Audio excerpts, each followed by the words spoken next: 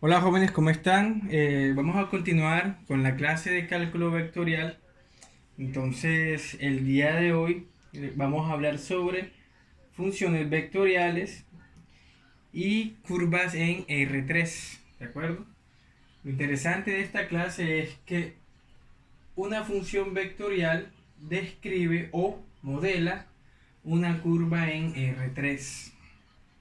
Entonces, todo lo que tú aprendiste sobre vectores, todo lo que aprendiste sobre vectores lo vas a utilizar aquí en esta parte de funciones vectoriales. Entonces sabíamos que un vector normalmente nosotros llamábamos el vector b pequeña, y ese vector nosotros lo simbolizábamos de esta manera, lo notábamos así.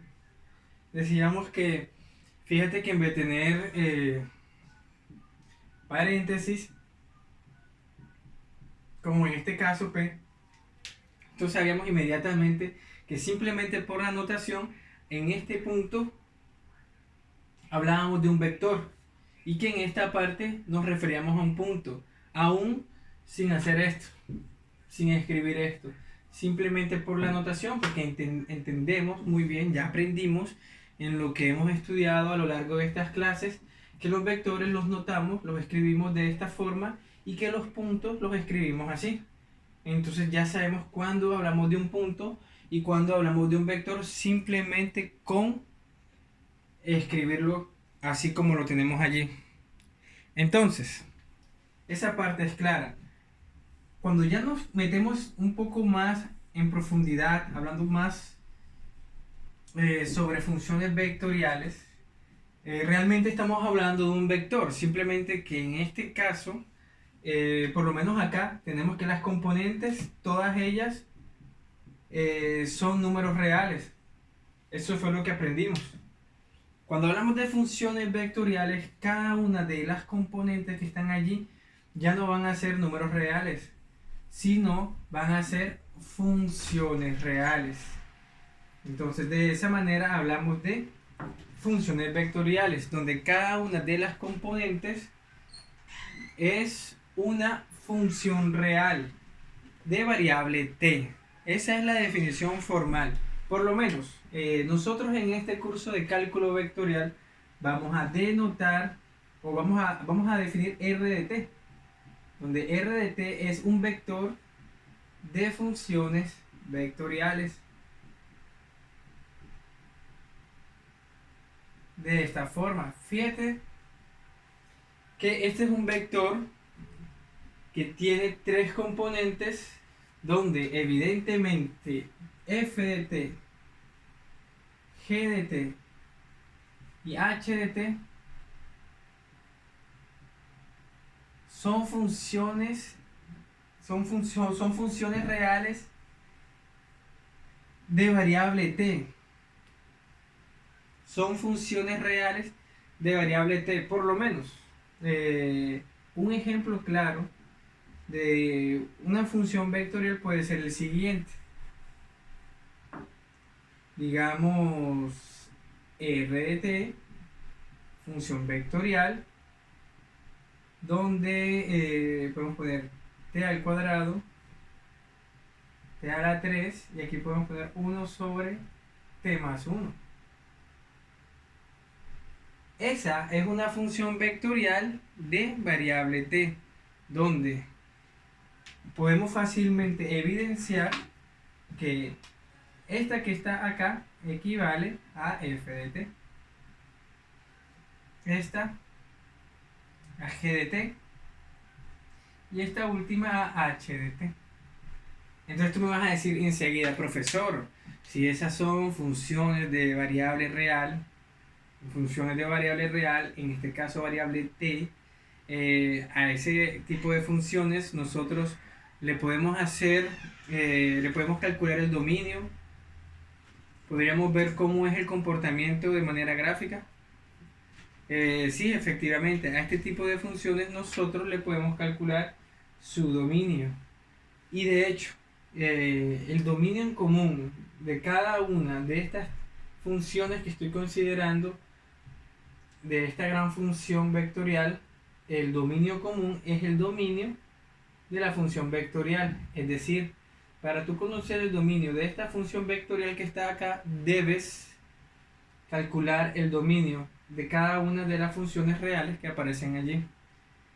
Y podríamos decir inmediatamente, atendiendo a esa idea, que el dominio de r de t de esta función vectorial es igual a la intersección de cada una de los dominios de las funciones de las funciones reales, es decir, de los componentes de la función vectorial, es decir, el dominio de f de t intersectado con el dominio de g intersectado con el dominio de h. De esa manera nosotros podríamos pensar en calcular el dominio de una función vectorial siguiendo esta fórmula que está acá. Ahora, ¿qué es lo que vamos a hacer? Luego de esta explicación, te voy a mostrar la manera cómo calcular el dominio de una función vectorial. Mostrándote, claro, quiero también mostrarte una cosa, y es que este tipo de funciones que están aquí expresadas, así como te la he escrito yo, en esta definición, en esta explicación, tú también la puedes escribir o la puedes denotar de una manera un poco diferente, pero se va a significar exactamente lo mismo, va a explicar exactamente lo mismo, y es lo siguiente. Fíjate, ¿recuerdas que yo la clase pasada te había explicado que los vectores los podemos escribir de dos maneras distintas? Yo podía escribir un vector A, vamos a llamarlo vector B pequeña, A, B y C, y ese mismo vector yo lo podía escribir así, como AI más BJ más CK. Nosotros podemos hacer exactamente lo mismo con las funciones vectoriales. Nosotros definimos hace un momentico r de t igual a f de t, g de t, h de t. Es decir, que yo esta función vectorial yo la puedo escribir utilizando esta notación. Yo puedo decir que eso es igual a f de ti más g de tj más h de tk. Puedo usar cualquiera de las dos notaciones para expresar una función vectorial donde f de t, g de t y h de t son funciones de variable real t, es decir que t es una variable real, t pertenece al conjunto de los números reales, ahí va variando t. Entonces eso ya está claro. Ahora te voy a mostrar un ejemplo contundente de cómo calcular el dominio de una función vectorial. Pues para ello vamos a considerar la siguiente función r de t. A mí me gusta para esta clase notar r de t como una r mayúscula, así de esta forma, r de t. En los libros tú la puedes encontrar como una r minúscula, pero eso no importa, es indiferente, es como simplemente tú lo quieras denotar, es como para que lo tengas en cuenta. Esto yo lo escribo así porque a mí me gusta, es lo que se ve más elegante. Entonces vamos a considerar una función cualquiera, vamos a ver t, 1 sobre t menos 1, y la raíz cuadrada de 1 menos t. Bueno, aquí vamos a poner entonces t más 1. Mejor no, vamos a poner t más 4. Así. ¿Qué te aconsejo mientras vas aprendiendo? Lo que te aconsejo es lo siguiente, es que cuando tú tengas una función vectorial así como esa, una función de 3 componentes, es decir, que pertenece a un espacio vectorial de funciones de tres dimensiones.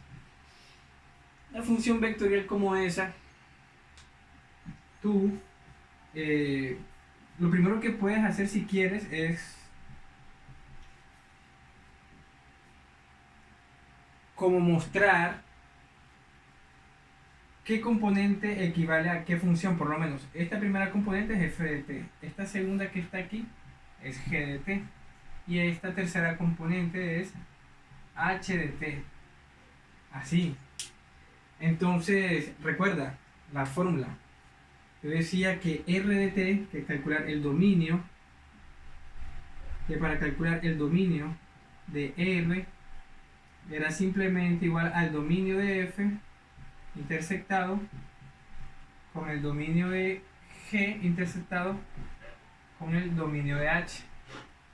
En ese orden de ideas voy a calcular primero el dominio de f. Entonces yo digo así que el dominio de f es igual, entonces tengo que calcular ese. ¿Cuál es el dominio de f? Pero entonces fíjate de que yo tengo que f de t aquí es igual a t, ¿cierto? Entonces fíjate de que esa es una función polinómica, ¿verdad? Una función polinómica de grado 1. En ese caso, entiendo inmediatamente por cálculo diferencial hace 2 semestres que el dominio de una función polinómica es todos los reales. Entonces, yo digo inmediatamente que el dominio de f es simplemente todos los reales. Es decir, que t puede ser cualquier número. Esta notación yo la puedo incluso también escribir de la siguiente forma. Desde menos infinito hasta infinito. Abierto en ambos. Recuerda que en los infinitos siempre se mantiene abierto los extremos. Entonces, ya calculé el primer dominio. Voy a escribirlo acá. Digo que el dominio de f son los reales. Ahora voy a calcular el dominio de g. Entonces, recuerda que para calcular el dominio de una función de este tipo, una función racional como la que está allí, yo lo que debo garantizar es que t no pueda, o sea, los valores del denominador de esa función no sean 0.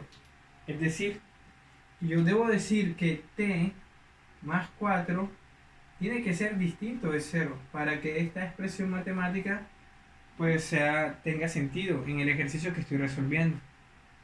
Entonces, fíjate de que si t más 4 es distinto de 0, eso quiere decir que t tiene que ser diferente de menos 4. T es distinto de menos 4.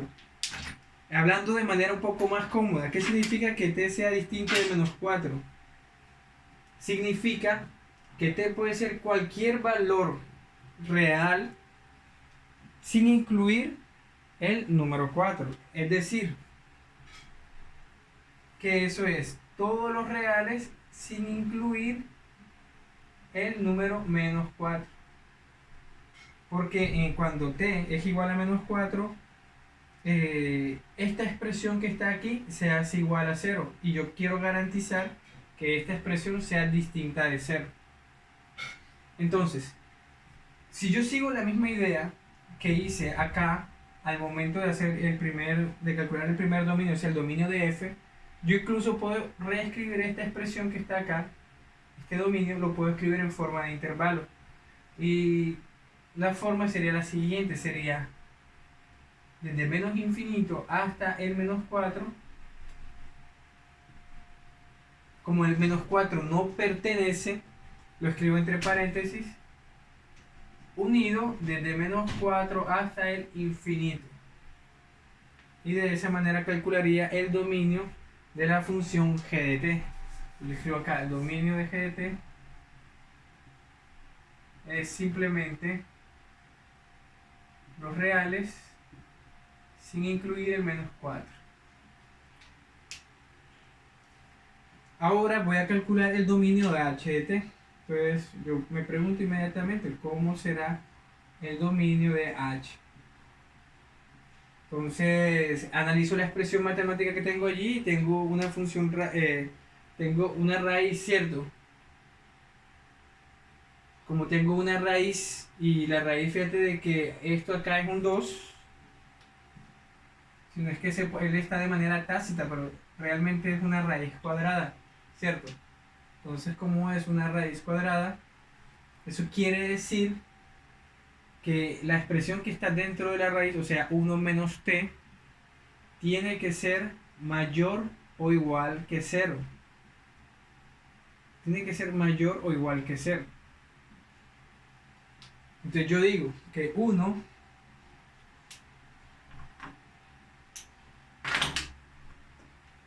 menos t tiene que ser mayor o igual que 0. Porque fíjate de que, de que esta expresión puede ser 0, porque la raíz cuadrada de 0 es 0. Porque entonces, 1 menos t es mayor o igual que 0. Eso significa, o quiere decir, que 1 es mayor o igual que t. O, si tú quieres, lo puedes invertir un poco y puedes decir que t es menor o igual que 1. T es menor o igual que 1. Es decir, que cualquier valor que sea t, cualquiera el que sea, siempre va a ser menor o igual que 1. Y eso, escrito en forma de intervalo, es así, mira. Es en 1 cerrado, porque fíjate de que es igual, o sea que puede ser igual a 1, hasta el menos infinito. Así como está allí. Ese será el dominio de la función h. Entonces ya tengo los tres dominios. Tengo el dominio de f, tengo el dominio de g y ahora tengo el dominio de h. Y el dominio de h es simplemente desde menos infinito hasta 1 positivo. Como voy a calcular el dominio de la función vectorial r de t, entonces simplemente lo que hago ahora es hacer la intersección entre los tres dominios que ya he calculado. Y de esa manera obtendré el resultado final. Entonces vamos a continuar con ese procedimiento.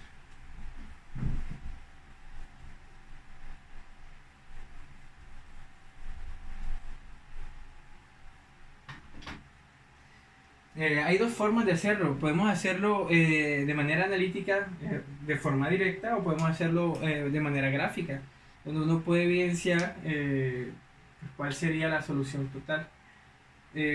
Podemos superponer en una simple recta real las distintas soluciones y luego ver en qué parte ellas se intersectan y de esa manera obtener la solución total, algo como esto, fíjate.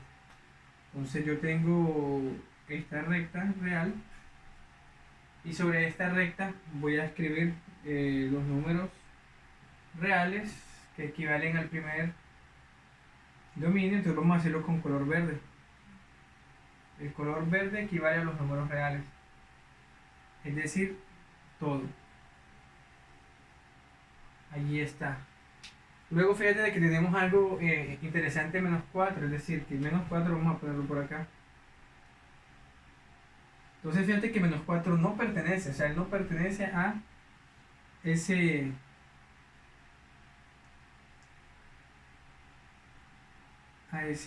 dominio. Entonces yo puedo hacerlo así, fíjate. Aquí tengo el negro equivale al dominio de G.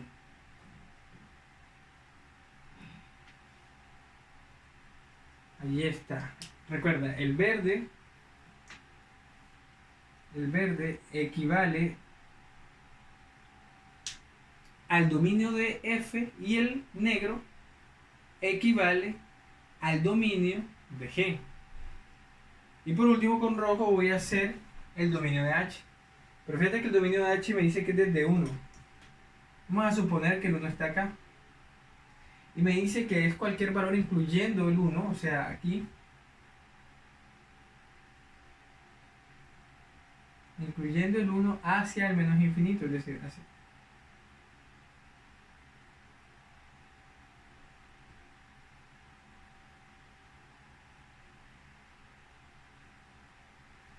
Entonces ahora tú te preguntas, ¿en qué parte las tres líneas coinciden. ¿En qué parte? Fíjate que evidentemente en esta parte de acá, en esta parte que está aquí, no, porque solo coincide la verde con la negra, ¿cierto? O sea, el dominio de F con el dominio de G, ahí coinciden solamente esos dos, pero no coinciden los tres. En esta parte que está aquí, sí. Fíjate que aquí está tanto la negra como la roja y la verde. Entonces yo puedo inmediatamente pensar que el menos uno, que el uno, que pena, el uno sí está en el dominio total. Y que como está tanto, o sea, como en la verde, la negra y la roja, yo lo voy a poner así cerrado. Allí está.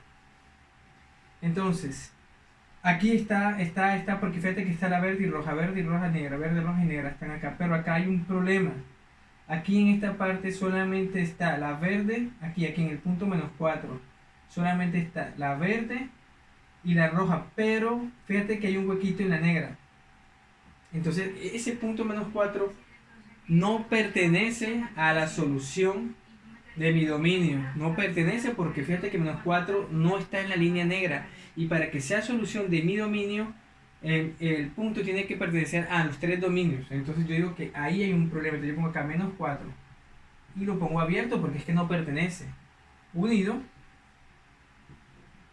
continúo porque me detuve aquí. Otra vez desde -4 hacia el menos infinito. Entonces, esta sería la solución o sería el dominio de la función vectorial R. Desde menos infinito hasta -4 unido, o sea, abierto en -4, unido desde -4 hasta 1, abierto en -4 y cerrado en 1. Y de esa manera es que se calcula el dominio de una función vectorial. Entonces, vamos a continuar ahora con un segundo ejemplo.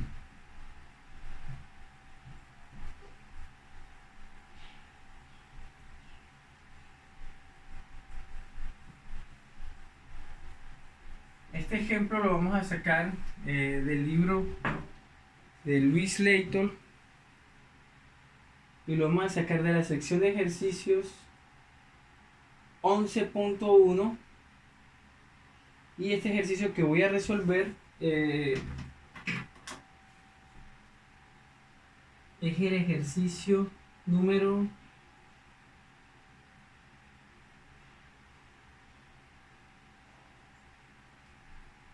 les voy a decir, vamos a hacer el ejercicio número, bueno, es que todas están fáciles. Vamos a hacer el número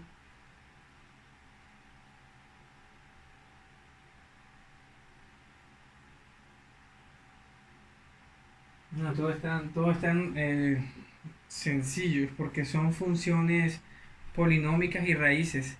Y las raíces son cuadradas, entonces no hay ejercicios como tal que sean. Ah, bueno, encontré uno. T-1, R de T. Mira este, R de T es igual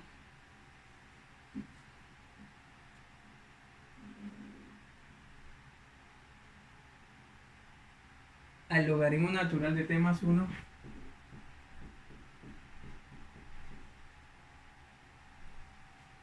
coma 1 sobre e a la t menos 1. 1 sobre e a la t menos 1, coma,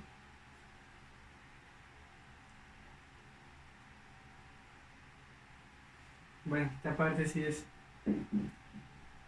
t menos 1. Bueno, entonces ya ustedes se darán cuenta que realmente lo verdaderamente interesante de este ejercicio, de esta función vectorial que tenemos acá, pues está aquí y está acá, porque esta ya sabemos que como es una función vectorial, que es una función polinómica de variable t, sabemos que el dominio de esta función polinómica es todos los reales. Entonces ahí no hay nada interesante que resolver. Pero en cambio, en estas dos que están acá, en estas dos funciones reales, esta componente y esta otra, pues sí hay algo muy interesante. Por lo menos en el caso de los logaritmos naturales, bueno, vamos primero a llevar un orden, ¿no? Para que ustedes vayan aprendiendo. Y es que esta yo lo voy a llamar f de t, a esta la voy a llamar g de t y a esta la voy a llamar h de t. Entonces voy a organizarlo. La más fácil es h de t, entonces yo voy a decir inmediatamente que el dominio de h es simplemente cualquier número real. Ahí no tengo ningún problema.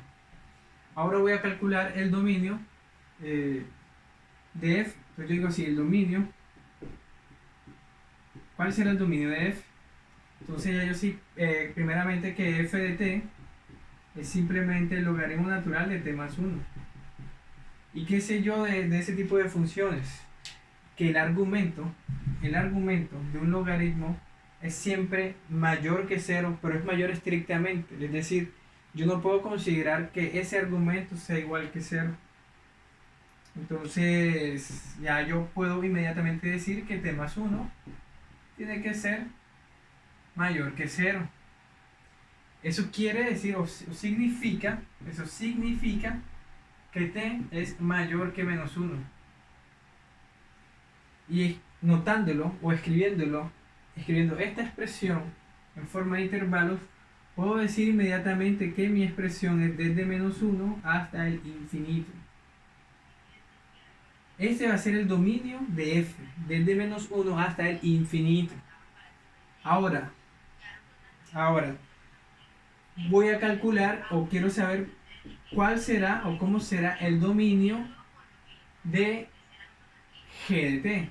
¿Cómo será ese dominio? Entonces ya yo sé que g de t es igual a 1 sobre e a la t menos 1. Como g de t es igual a 1 sobre e a la t menos 1, yo tengo que decir que esta expresión matemática que está aquí, esta en el denominador, tiene que ser distinta de 0. O sea, yo digo que e a la t menos 1 es diferente de 0 para que eso tenga sentido. Entonces, ¿qué puedo hacer yo en eso que está allí? ¿Qué puedo hacer? Lo siguiente, yo digo que esto que está aquí restando, pues lo muevo al otro lado, va con signo opuesto, ¿cierto? O sea que como es menos 1, aquí va a estar como 1. Entonces yo digo que e a la t tiene que ser distinto de 1. Mi pregunta es la siguiente: ¿cuándo esta expresión e a la t es igual a 1? E a la t es igual a 1 solamente cuando t es igual a 0. Cuando t es igual a 0, esta expresión es igual a 1. Es decir, que para que esto que está aquí se cumpla, esta expresión matemática, es decir, e a la t distinto de 1 se cumpla, t tendría que ser distinto de 0. Siempre que t sea distinto de 0, esto es verdad. Cuando t es igual a 0, esto es falso. Entonces yo digo inmediatamente de que acá t tiene que ser distinto de 0. Entonces, el dominio de g simplemente va a ser cualquier número real que se te ocurra quitándole el 0. Porque cuando t es 0, e a la t es 1. Y cuando e a la t es 1, esta expresión que está aquí se hace 0. Entonces esto tendríamos un problema. Listo. Ya tenemos todo lo que necesitamos. Ya tenemos el dominio de f, que el dominio de f es desde menos 1 hasta el infinito positivo, hasta el más infinito. Y tenemos el dominio de g, que es cualquier número real que se te ocurra, restándole, quitándole el 0. Y el dominio de h, pues que es todos los reales. Entonces, por lo general, cuando el dominio te da que es todos los reales, uno no lo considera, porque como está en todos los reales, entonces simplemente lo que voy a hacer en este caso es la intersección entre este dominio que está acá y este otro que está acá. Y lo voy a hacer de la siguiente forma. Primero voy a escribirlo acá. Voy a decir que el dominio de f simplemente desde -1 hasta el infinito. Y el dominio de G es simplemente cualquier número real quitándole el 0. Ahora lo voy a dibujar.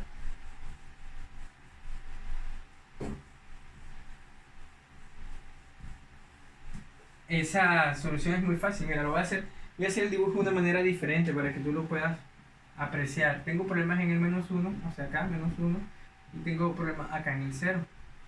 Entonces fíjate que el 0 no pertenece, o sea que en el 0 yo pongo un huequito. Entonces, y sería todo esto. Mira, cualquier número, pero el 0 no. Estoy hablando de G, ¿no? El 0 no. Por eso en el 0 lo dejo abierto. Hueco. Ahí no. Ahí paila.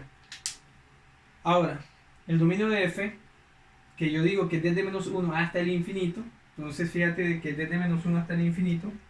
Pero el -1 está abierto. O sea que el -1, pues no, ¿verdad? Cuando hablo del verde, -1 está abierto. Entonces abierto y hasta el infinito. Exacto, así. Bueno, aquí puede ser rojo, ¿no? Entonces, fíjate que la línea verde y las rojas solo se tocan. En el -1 no, porque fíjate de que solamente aquí está la roja, pero no la verde, porque la verde está abierta. Entonces, no pertenece al dominio común. Entonces yo lo pongo entre paréntesis. Porque fíjate, solamente la roja, pero no la verde. Y en el 0, aquí pasa la verde, pero la roja no. Entonces yo pongo hasta 0 y lo pongo abierto. Pero fíjate en cambio que después desde el 0 hacia el infinito positivo está tanto la roja como la verde. Entonces yo puedo decir que eso va desde 0 hasta el infinito positivo. Y de esa manera yo tendría que S va a ser el dominio de esta función vectorial. Tú me dirás, profesor, pero no entiendo por qué acá no utilizaste H. Como H es todos los reales y esto es un subconjunto de H, entonces la intersección de esto con, bueno, de H no de R, la intersección de este conjunto de puntos con este que está acá es simplemente este.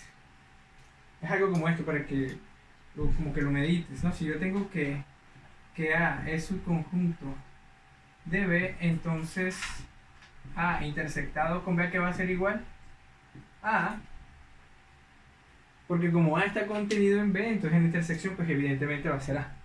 Algo así, para que lo tengas en cuenta. Solamente, entonces esto que está aquí, esta expresión que está aquí es simplemente el dominio de la función R. Y de esa manera como lo acabo de hacer, es que tú puedes calcular el dominio de funciones vectoriales. Así de sencillo. Ahora, ¿por qué hablo de funciones vectoriales? Porque las funciones vectoriales modelan curvas. Por eso, cuando yo comencé la clase, dije funciones vectoriales o curvas en R3. Las curvas en R3 son modeladas por funciones vectoriales. Entonces quería hacerte esa salvedad. Ahora, todo lo que tú habías estudiado conmigo todo este tiempo, que habíamos estudiado todo esto de suma de vectores, resta de vectores, producto punto, producto cruz, el producto de una escalar por un vector. ¿Ustedes se acuerdan de eso? Todo eso se puede hacer aquí con funciones vectoriales. Entonces, anteriormente nosotros cogíamos un vector y lo multiplicábamos por un escalar. Aquí vamos a coger una función vectorial y la vamos a multiplicar por una función real. Es como si yo dijera que las escalares que consideraba anteriormente, aquí las voy a considerar como funciones reales. Y los vectores que consideraba anteriormente, aquí los voy a considerar como funciones vectoriales. Entonces, ya con eso, yo puedo considerar, ya puedo pensar incluso en esto. Puedo considerar, estas son unas propiedades pues, que te lo voy a escribir aquí para que tú las tengas presentes. Y es que si yo tengo que f mayúscula es una función vectorial, digamos, vamos a escribirlo así, f de t digamos, x sub 1 de t, y sub 1 de t, y h sub 1 de t. O no nos metamos por allá todavía. Vamos a hacerlo así. F de t es una función vectorial. Y g mayúscula de t es otra función vectorial. Y además de eso, tengo que esta función pequeñita que está aquí, f minúscula de t, es una función real. ¿De acuerdo? Es una función real. Entonces ya yo puedo pensar en definir cómo sería la suma de esas funciones, por lo menos. Si yo quiero hablar de la suma de la función f de t más g de t, ya yo puedo pensar en cómo sería la suma de esas funciones. Recuerda que para que esas sumas se puedan realizar, yo tendría que haberlas definido pues en el mismo espacio, ¿no? Para que eso pueda tener sentido. Entonces, primero que todo, recuerda que la suma de esas funciones tú las puedes escribir de la siguiente forma, como f más g de t, así de la vez. Esto es una suma de funciones vectoriales. Esto es una g. F más g de t. Eso va a ser igual a qué cosa, a f de t más, bueno, aquí puede ser menos, ¿no? No importa. F o más o menos g de t. Sí. Así se define la suma entre dos funciones vectoriales. Ellas están en el mismo espacio. ¿De acuerdo? Tanto suma como resta. Y el producto punto, pues es de la misma manera como lo hemos visto anteriormente. Entonces yo tengo que el producto punto de, bueno, f por g, f por g de t, es simplemente f de t. Bueno, bueno, ahora te lo explico. F por g de t. O sea, aquí yo sé que esto es un vector, una función vectorial, esto es una función vectorial, y el producto entre dos funciones vectoriales que me viene a dar una función ¿qué? Una función real. Es decir, que aquí esto no es vectorial. Esto es real. Vectorial, vectorial, real. Aquí, en sumas, sí. Vectorial, más o menos, función vectorial, resultado, función vectorial. Y no hay problema. Pero entonces aquí es importante que tengas en cuenta ese detalle. Cuando ya hablamos de producto cruz, por lo menos yo voy a considerar el producto cruz entre f, cruz, g. El producto cruz, entonces simplemente me quedaría así, mira, el producto cruz de f, cruz, g de t. Y todas las propiedades que tú estudiaste, todas las propiedades que nosotros vimos en clases pasadas, se cumplen exactamente lo mismo. Entonces esto es una función vectorial, esto es una función vectorial, y esta es función vectorial, cruz, función vectorial. Entonces, para que lo tengas muy presente siempre. Ahora, en esto que está aquí, también podemos considerar, ¿te acuerdas que nosotros habíamos visto que teníamos, un ejemplo, como para que recuerdes, tenía que ser una escalar, ¿cierto? Y yo tenía el vector b pequeña que era a, bueno, no pongamos C acá, vamos a poner acá h era un escalar, y tenía el vector a, b, c, ¿te acuerdas? Y yo entonces podía decir el producto de un escalar por un vector. Yo decía que h por b pequeña era simplemente h que multiplicaba a, b, c, ¿te acuerdas? Entonces h multiplicaba a, h multiplicaba b, h multiplicaba c, y eso seguía siendo un vector. Esa operación que está allí, nosotros la podemos considerar incluso acá, pero ya lo haríamos de la siguiente forma. Si yo tengo que f pequeña que está allí es una función de variable real, es una función real, y tengo que f mayúscula es una función vectorial, yo puedo considerar esto, mira, f así.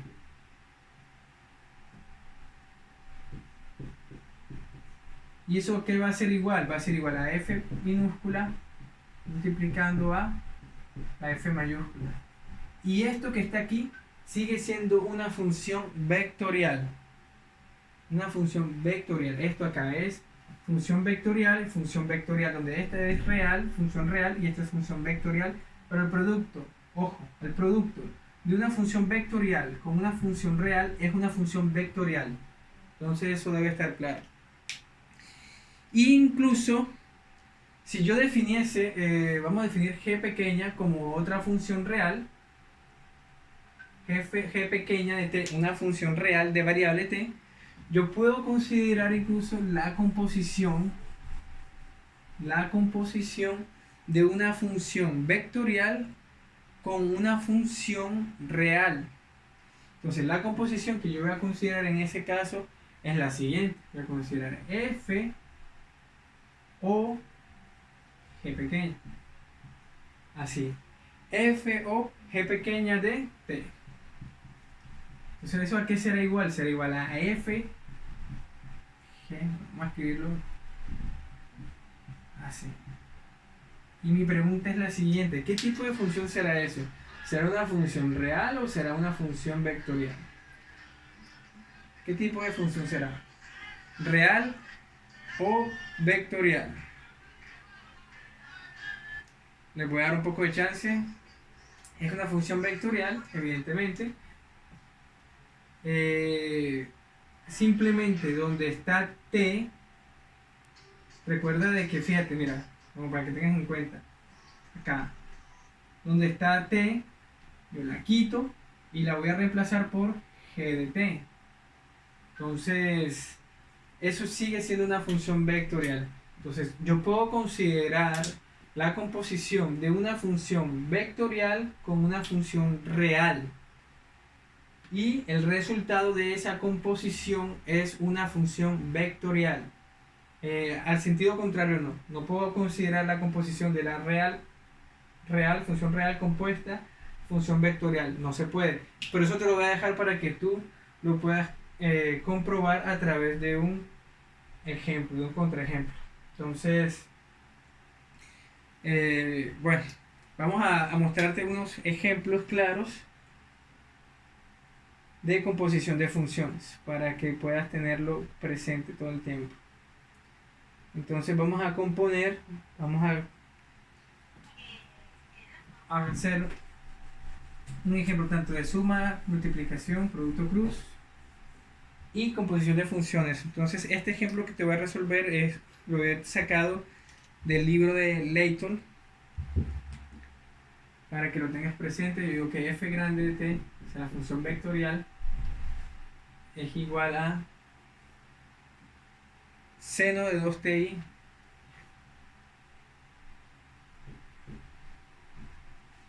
seno de 2ti más coseno de 2tj.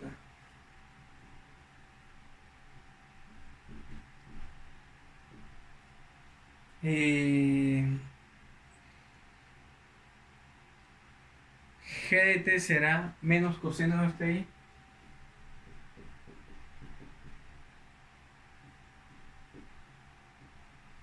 menos coseno de 2ti más seno de 2tj.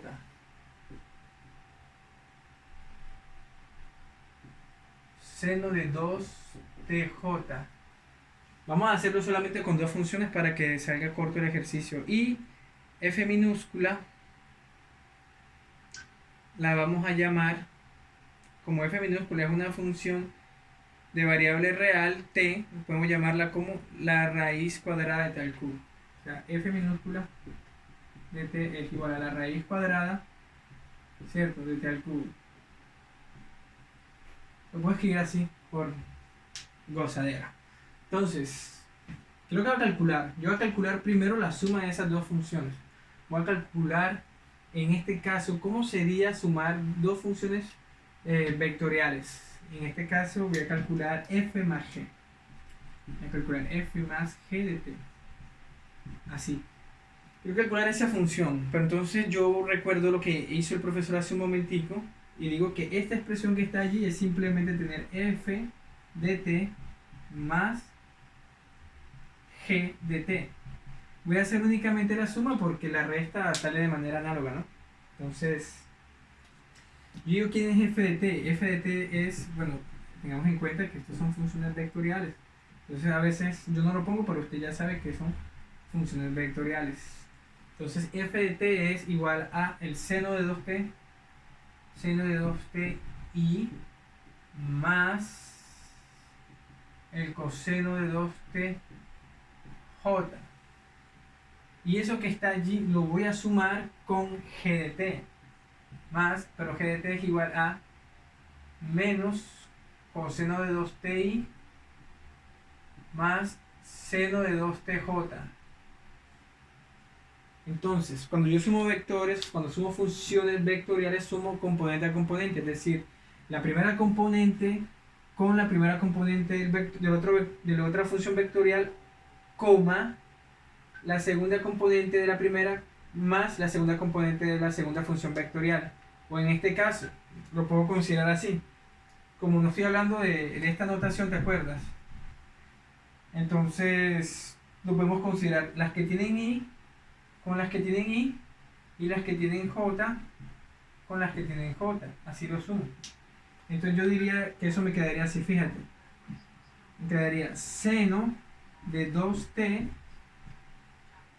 mira, menos coseno de 2t. Todo eso entre paréntesis y pongo así i más las que tienen j. Sería coseno de 2t más seno de 2t. Y aquí pongo j. Entonces, esa sería la función vectorial resultante de operar a través de una suma f mayúscula de t y g mayúscula de t. Esas dos funciones vectoriales. De esa manera. Y la resta, pues se hace de manera análoga, ¿no? En vez de considerar ya aquí una operación de suma, pues voy a considerar ya inmediatamente una operación de resta. Pero ten en cuenta un detalle, que la resta, aquí como es suma, no me interesaba mucho, porque tú sabes que más por menos sigue siendo menos y más por más sigue siendo más, pero cuando aquí es menos, ten cuidado de ponerlo entre un paréntesis para que sepas que ese menos te afecta a cada una de las componentes de tu función vectorial que tienes allí. Ese sería el único detalle a considerar. Lo demás, pues todo se hace como ya tú sabes. Ahora voy a calcular el producto punto entre esas dos funciones que están allí. Entonces, para calcular el producto punto entre esas dos funciones,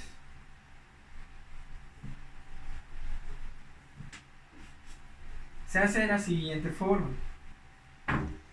Yo digo así, digo que f producto g de t es lo que yo definí hace un momento, ¿cierto? Sería f de t, f grande de t, producto punto con g grande de t. Así eso es igual a la primera componente con la primera componente más la segunda componente con la segunda componente, es decir, seno de 2t por menos coseno de 2t, sería así. Seno de 2t por menos coseno de 2t más la segunda componente que será coseno de 2t por seno de 2t. Entonces, si te das cuenta, esto que está aquí es igual a menos seno de 2t por coseno de 2t más, organizándolo, seno de 2t por coseno de 2t. Y fíjate de que eso que me da 0 igual a 0.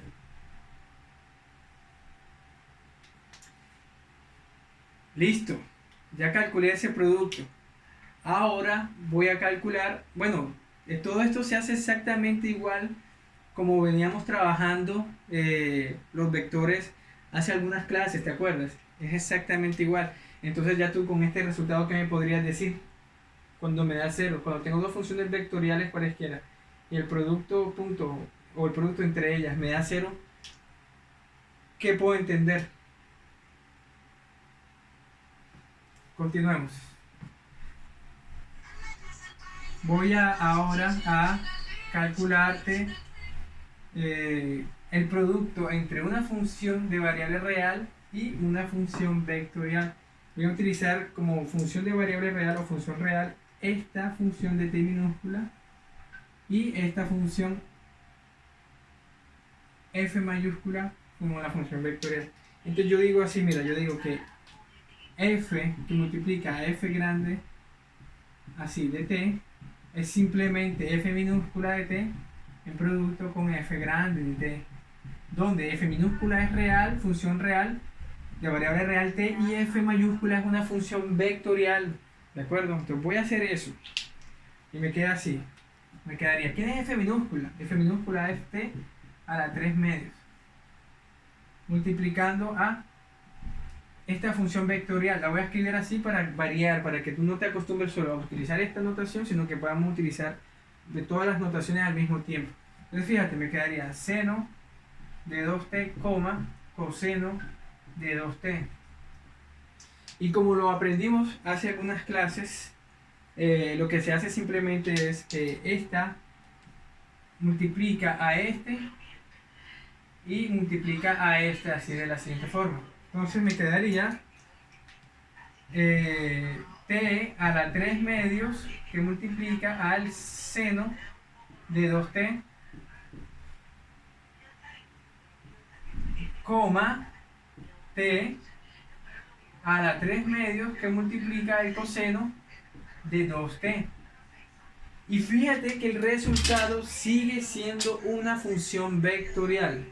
Sigue siendo una función vectorial. Esta función vectorial nueva que he construido a partir de esta función de variable real y esta función vectorial. Entonces te queda de tarea a ti calcularme cómo será el producto cruz de f de t con g de t. Incluso quiero que si puedas me calcules también el producto cruz de f de t cruz esta función f de t. Y me digas los resultados tanto de esta como de esta para la siguiente clase. Entonces todo eso es lo que ya sabemos de funciones vectoriales. Entonces, ya sabemos calcular el dominio, ya sabemos calcular cómo es una suma, ya sabemos calcular cómo es una resta, cómo es un producto punto, un producto entre funciones vectoriales, o el producto entre una función de variable real y una función vectorial, el producto cruz. Ya sabemos todo eso. Ahora vamos a trabajar un poco más, o vamos a ver cómo sería el límite de una función vectorial.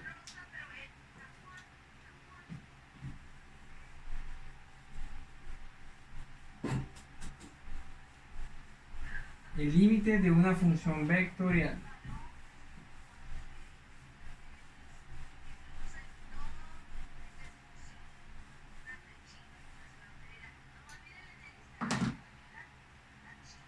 Entonces, para definir el límite de una función vectorial lo hacemos de una manera muy sencilla. Nosotros primero suponemos que R es una función vectorial y que R está definida de la siguiente forma. Le digo que R de t es una función vectorial y está definida así como f de t, g de t y h de t. Esa es mi función vectorial.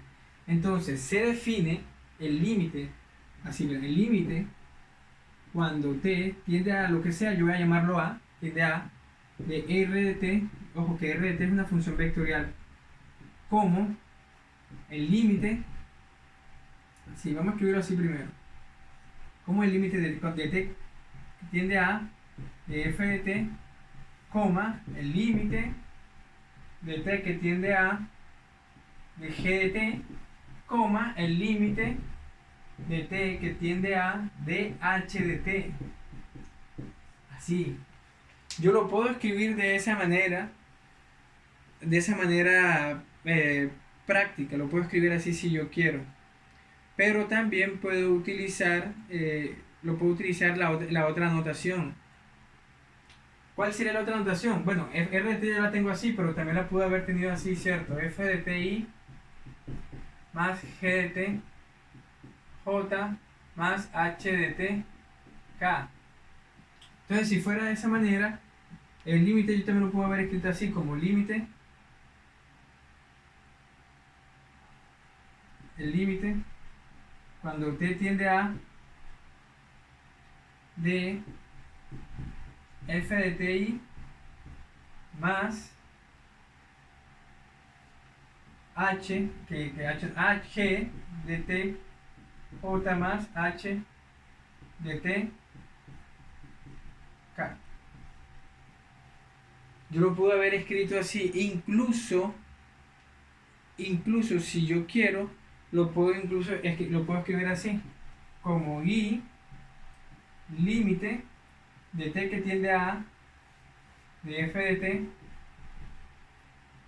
más J límite T que tiende a G de T, más K límite de T que tiende a DH de T. Esas notaciones que están escritas allí a mí me sirven para la definición del límite de una función vectorial. Eso siempre será así si los límites existen. Es decir, para que esto sea cierto, los límites tienen que existir. Entonces, el límite de una función vectorial, por lo menos en el caso, el límite de r de t cuando t tiende a es simplemente un vector. Tú sabes que cuando nosotros hacíamos en cálculo diferencial límites de funciones reales, cogíamos por lo menos f de t, bueno, f de x, y hacíamos el límite de x que tiende a b, por decirlo así, de f de x. Entonces decíamos que eso era igual a f de b, y ese era un punto, ¿cierto? Bueno, aquí es lo mismo, simplemente que en vez de ser un punto va a ser es un vector como tal, porque es la misma noción. ¿Es la misma noción? ¿En qué punto es la misma noción? ¿En qué parte? En que tú vas a calcular límites de funciones reales. Por lo menos el límite de t cuando tiende a de f de t es el límite de una función real de variable t. De la misma manera sería el de g de t y el de h de t. Entonces simplemente es calcular estos límites que están acá.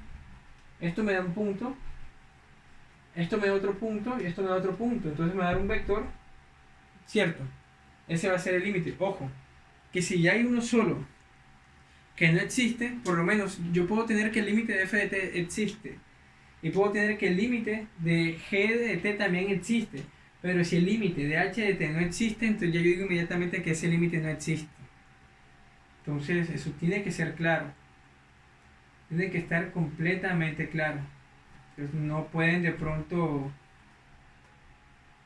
decirme que sí y no al mismo tiempo. No, tiene que estar claro. Tiene que existir f, tiene que existir el límite de f, el límite de g y el límite de h cuando t tiende a A. Ahora, como ya estamos estudiando los límites y definitivamente calcular el límite de una función vectorial es simple porque solamente es calcular el límite de las funciones reales, que serían los componentes. Como es así de sencillo, entonces ya yo puedo pensar en calcular, bueno, en pensar en continuidad, en la continuidad de una función vectorial. Yo puedo pensar inmediatamente en eso.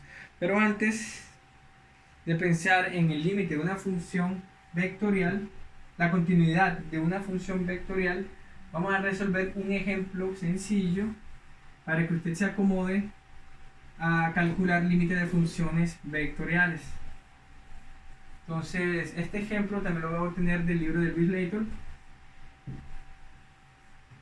el cálculo del Leighton, para que lo tenga presente. El ejemplo es el siguiente: RT es una función vectorial definida de la siguiente forma. Coseno de TI más 3e a la 2t j menos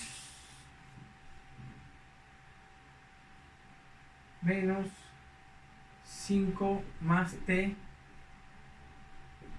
k.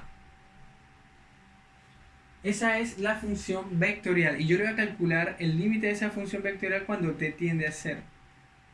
Entonces yo voy a calcular, ¿qué es lo que voy a calcular? Voy a calcular el límite cuando t tiende a 0 de r de t.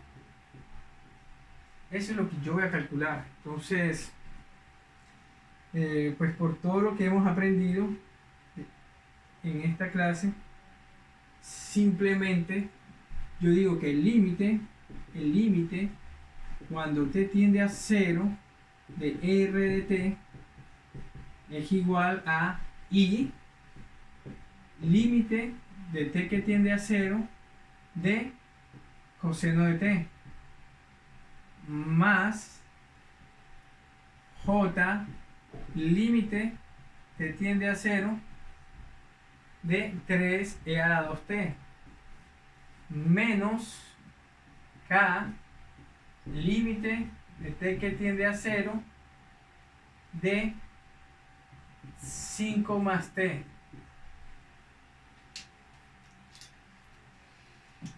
El límite cuando t tiende a 0 de coseno de t, eso es igual a 1.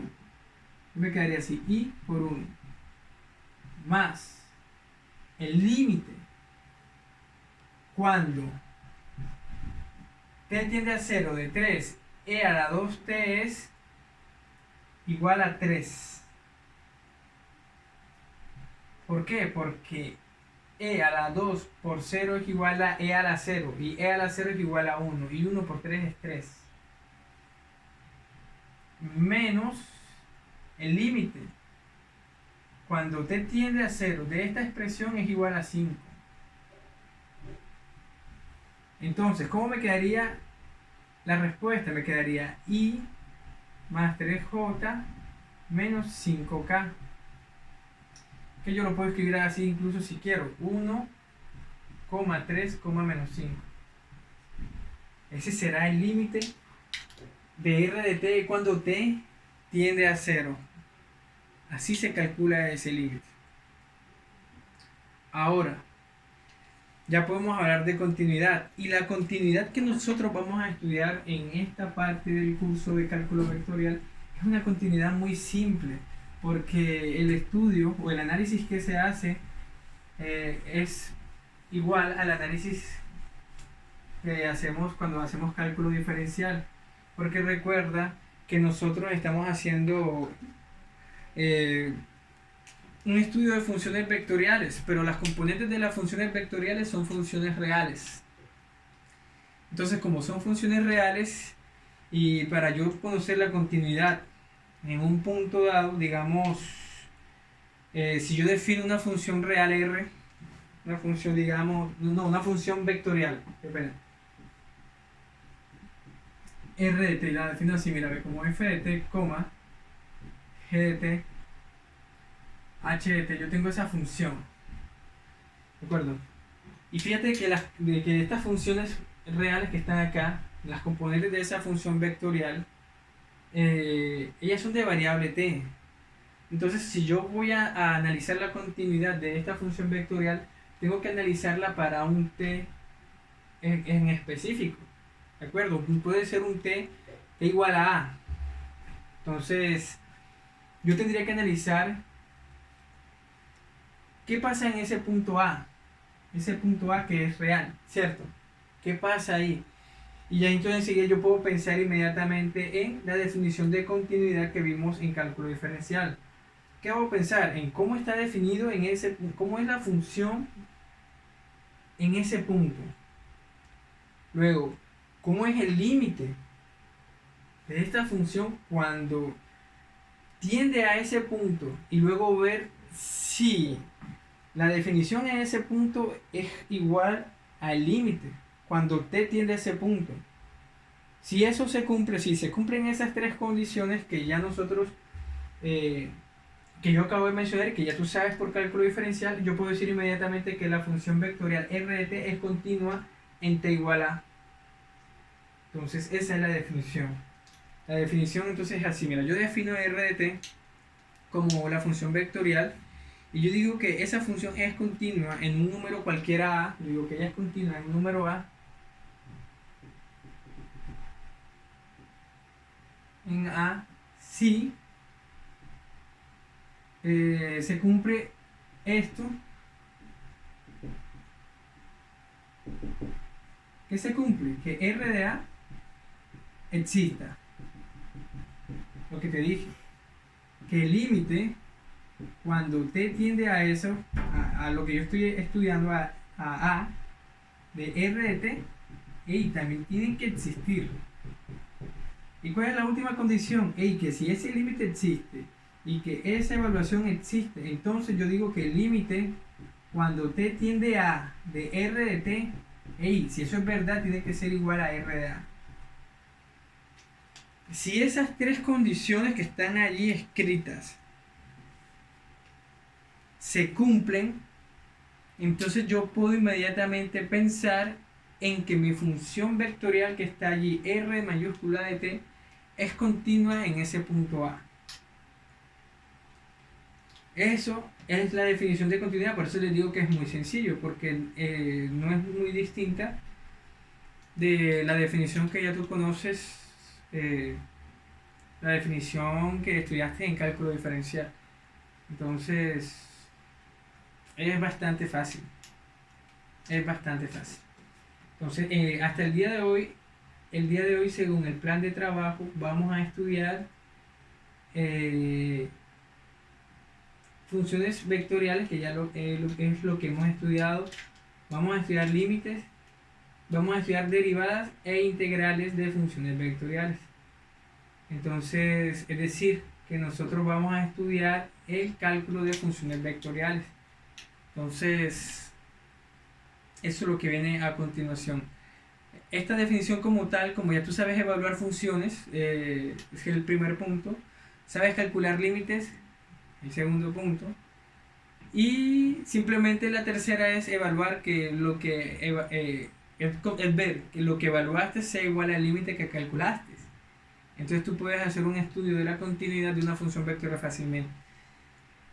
Esos ejercicios se encuentran en la sección 11.1 del libro de Luis Layton. Y es lo que de allí donde te voy a sacar el próximo trabajo que vamos a hacer. Entonces quiero que tengas presente esa parte. Ahorita vamos a continuar entonces con el cálculo de funciones vectoriales.